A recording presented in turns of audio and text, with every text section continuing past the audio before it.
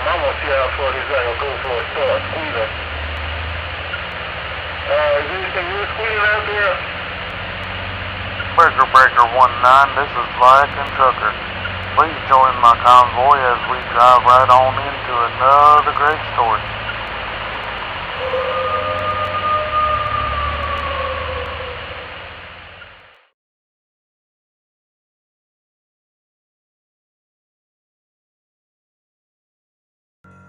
Today was the annual holiday potluck. My office doesn't really do parties, but every occasion gets a potluck. It's business as usual, except everyone brings food. We work while stuffing ourselves silly. Nothing like working through a stomach ache, right? It's always a game of food poisoning roulette. Since I was the first one in, I was expected to do the basic setup dutifully. I cleared off the sorting table and got coffee going. I expected to spend the first 30 minutes of my shift in peace, but it wasn't meant to be. The phone started to ring. It's too early for this, I thought. I answered anyway, putting on my best customer service voice. At this hour, most customers hadn't had their coffee yet, so answering the phone was a crapshoot. Fortunately, it was only Carol. Thank God you answered. Can you let me in? My arms are full. She always brought enough baked goods for everyone to have seconds and thirds. It was one of the few things I'd look forward to. I'll be right over. Hold on. I hung up and hurried over to the employee entrance. I yanked open the door and found Carol standing there with a heaping stack of Tupperware in her arms. The scent of gingerbread hung over her like a warm Christmas perfume, sweet and inviting. Let me help you with that. You tried to get it all in one trip, huh? I carefully grabbed a few of the containers, making sure not to tip them over and walking with her inside. Carol smiled appreciatively, relieved she could finally set everything down. I took a peek at the goodies, as expected. Gingerbread cookies, gingerbread office workers, each one bigger than my hand and intricately detailed. What do you think? She asked, puffing out her chest with pride. I made one for everyone in the office. After I pass these out, I'm out of here though. I'm not working today, but I wanted to make sure everyone got theirs. Wow, I admired her handiwork. It only took a moment for me to realize that the gingerbread cookies were modeled after our co-workers. I looked eagerly for one she'd made of me, but I didn't see one. These must have taken you forever to make. The details are perfect. No one can top these. Suddenly my crock pot of meatballs seemed a lot less exciting. Oh well, it wasn't a competition. As if I could beat Carol's Christmas cookies. By then my phone started to ring, so I hurried back to my desk. I watched Carol pass out her cookies with care, placing them on desks atop pretty poinsettia plates. Are you going to be open on Christmas? The customer asked the second I picked up. No hello, only a shrill inquiry. No, but we will be open as usual on the 26th, I answered. What do you mean you won't be open on Christmas? What if I need help right away? I'll have to wait? I gave my script answer to the angry customer, distracted and deadpan. By the time the call was done, Carol came over with a smile, bringing the very last cookie over to me. I'd say it's too pretty to eat, except he was never really a looker, was he? She said. I looked down at the gingerbread man. It wasn't me. It was our boss, Dale. This one's mine? I asked tentatively. Definitely confused. Maybe there was a mistake. Of course. How many opportunities do you get to bite your boss's head off? I wanted to give you the honor. If Carol sensed my disappointment, she didn't let on. I looked down at the cookie again, a dense gingerbread man in a cheap suit. Even though the suit had been made with glaze and frosting, I had that impression. Cheap, ill-fitting, and gray. A perfect replica of one of his two suits with a garish Christmas tie. As long as it doesn't taste like Dale, I laughed. To be honest, as perfectly made as the cookie was, I didn't find it appetizing. Well, I did. It smelled amazing. But there was something off-putting about eating a cookie shaped like someone else, especially Dale. Then again, it would be just as weird to eat one that looked like me. Cookie cannibalism. You didn't give him one that looks like me, right? I shuddered. Now that would be creepy. Dale was a real piece of work, but I had to tolerate him if I wanted to keep my job. Of course not, Carol assured me. Could you do me a favor? Wait until everyone gets in before you eat it? I want everyone to see. I wish I could see the look on their faces. You'll tell me, won't you? Sure. I slid the gingerbread away from me. To be honest, I wasn't sure if I was going to eat it or not. But I didn't want to hurt her feelings. Maybe if I scraped off the decorations first? That seemed equally rude though. When you eat gingerbread cookies, are you the kind of person to go for the head or the arms and legs first? Or maybe you pull off the decorations one by one? She asked suddenly. Carol wasn't looking at me when she asked.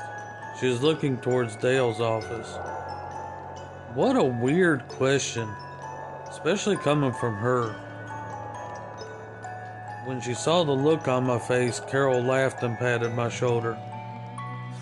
Sorry, I was just having a funny thought. There's a little sadist in everyone, isn't there? Excuse me? Grabbing her empty Tupperware, Carol gave me a wink and wished me a Merry Christmas. She left, leaving me alone in the office. I kept eyeing the gingerbread Dale, still feeling a bit weird about it. Weird, but also hungry. The cookie smelled divine, which was odd considering I'd never been a huge fan of gingerbread. About 10 minutes later, the rest of my co-workers trickled in. They complained about how tired they were, morning traffic, and the holidays. Of course, the belly aching became exclamations of delight when they discovered the cookies set neatly on their desks. Everyone started showing one another their cookies and taking pictures, marveling at the perfect detail. Patty's cookie had her trademark beehive updo and pearls. Mark's cookie was bearded with squared glasses. Betty's had electric blue eyeshadow and dimples.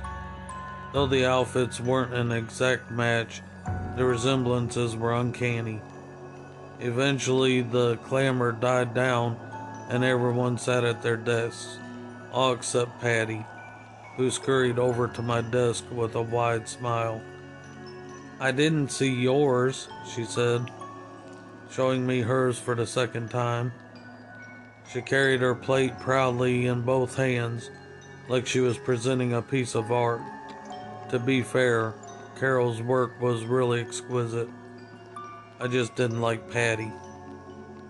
Patty's eyes moved to the plate I'd set away from me. My cookie wasn't like everyone else's, which suddenly seemed like a problem. Oh, it looks like Dale. Is it yours? She scrunched her face at me, somehow managing to keep the smile. I didn't like her insinuation. Yes, it's mine. Did she really think I'd scarfed down my cookie and stole another one off my boss's desk? Really? Why doesn't it look like you then? Oh yes, the insinuation was still there. A bitter anger spread across my tongue, but I fought to keep my voice level and my face flat. It was weird that I was the only one with a cookie that looked like someone else, but I didn't make them. It wasn't up to me. Carol thought it would be funny, that's all. Carol? But wasn't she fired yesterday?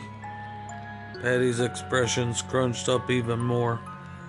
Her hands moved up to her pearls, fidgeting with the long strand. Sometimes I wondered if she wore pearls just so she could clutch them. No. Wouldn't a memo have gone out if she was? I turned my attention back to my work. I hoped Patty would get the hint and go away, but she just stood there for a long moment, sucking in a deep, dramatic breath. She picked up her plate off my desk, staring hard at the gingerbread patty. "Didn't you make these?" she asked slowly. "No, I brought the meatballs. Why would you think I made them?" I answered, not looking up.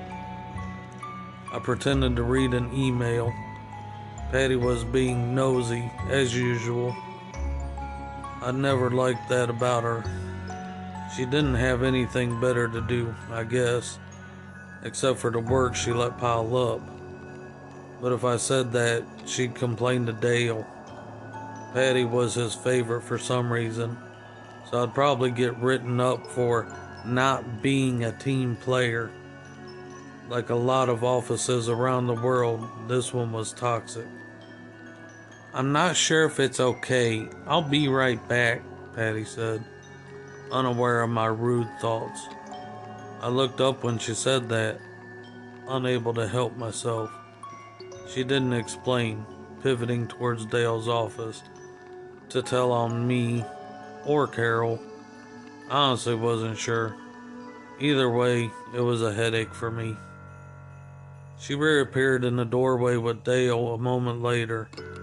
They both made a beeline straight for my desk, their expressions a lot more serious than a cookie called for. Oh, great. I pretended not to notice, busying myself with a stack of fresh paperwork.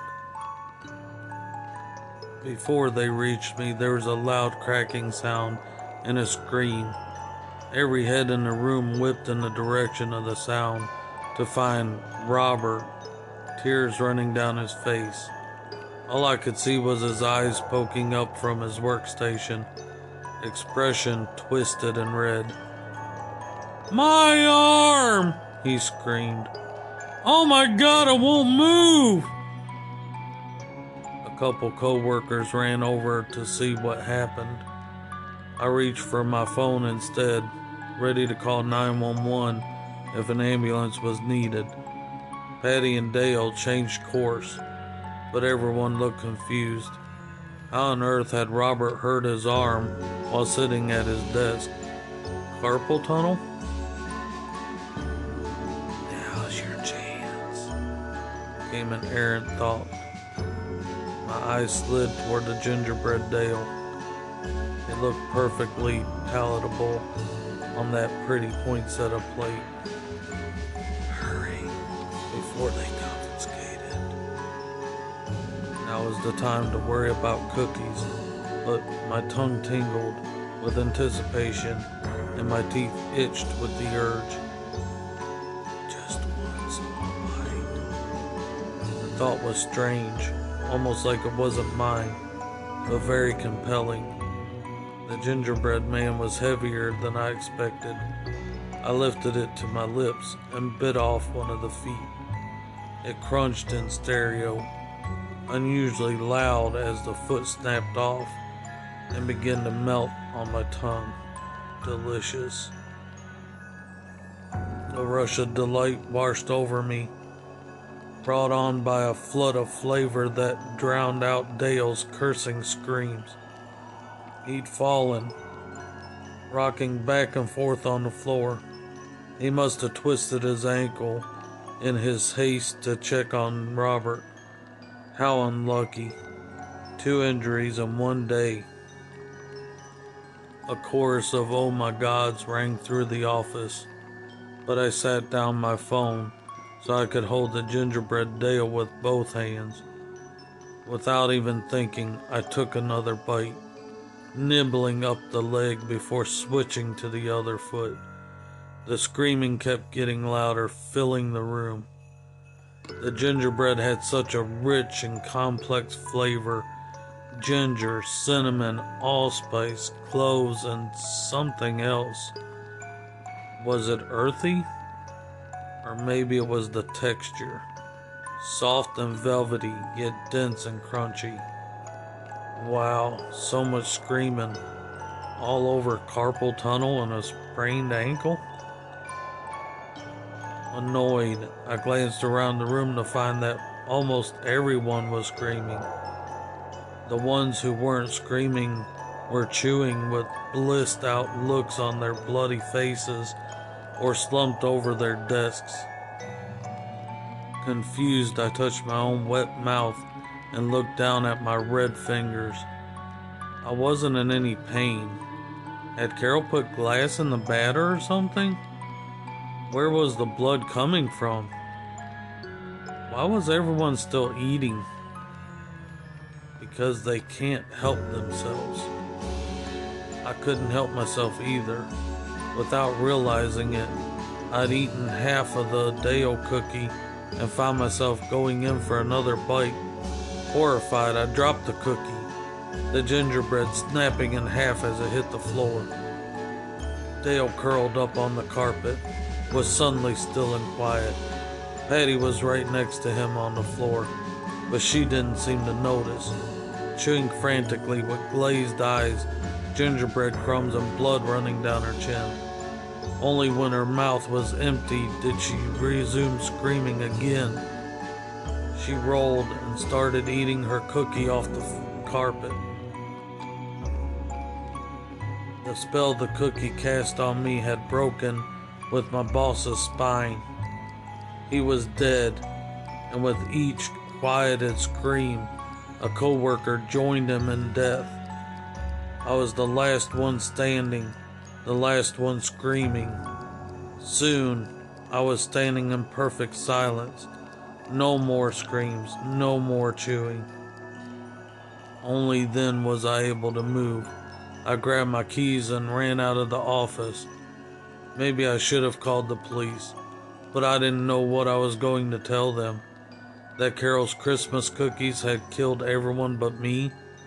That I'd chewed my boss to death with a voodoo gingerbread man? I couldn't come up with a logical explanation in my state of pure panic. Even though my voice had broken, my thoughts kept screaming. I ran through the snowy parking lot and found my car. I'm not sure why I ran. No one was chasing me. There was no one who could. Before I could jump into my car and drive away, I noticed a little red gift bag sitting on the hood of my car. Across the front, written in glitter, were the words, "Merry Christmas from Carol." I was terrified, but looked inside the bag anyway. As I feared, there was a cookie. My heart thudded in terror, but I felt compelled to examine it. In spite of my dread, I started to salivate, clenching my teeth together. Even after what I witnessed, I wanted to eat it. The cookie wasn't me. It was Carol. Carol, down to the outfit she'd worn that very morning, except for the "sorry" piped across her sweater in red. I swallowed the bloody spit in my mouth, reaching back into the gift bag. There was a Christmas card inside. Still holding the gingerbread Carol, I opened it up. A key was taped inside, along with a simple message. "Merry Christmas. There's a gingerbread office in my apartment. If you smash it, everyone will think the roof collapsed. That should explain all the broken bones. Don't worry, no one will find me. P.S. You were always kind to me. That's why I spared you. I hope you'll do me one more kindness and make it quick. Love, Carol. I closed the card, tucked it back in its envelope, and sitting in my car, I looked down at the cookie still in my hand. My tongue tingled. My teeth itched. I didn't want to do it, but I had to. I bit off Carol's gingerbread head. It tasted like gingerbread and death.